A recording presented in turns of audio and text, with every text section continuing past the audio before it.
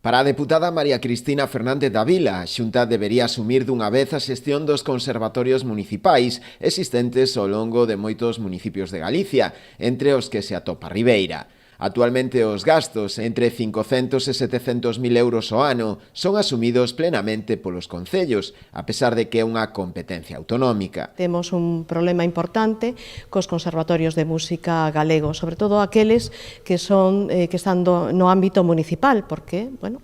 sendo unha competencia propia da Xunta de Galiza, pois nos estamos atopando que a xestión e o custo está sendo asumido plenamente polos concellos e se dan aparte distintas problemáticas coa injusticia que se crea de cara ás familias e ao alumnado, precisamente por ter menos plazas, de ser máis costosas as matrículas e as mensualidades,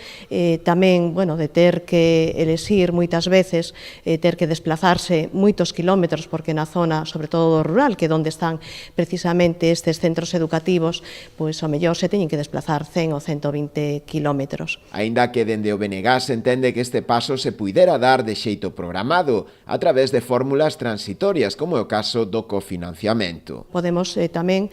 pactar de que pode haber un cronograma de cara que en unha serie de anos se podan asumir, parte asumindo axudas para os concellos, para que podan, facilitar que ese orzamento de entre 500 e 700 mil euros, que é o que lle custa a todos os concellos,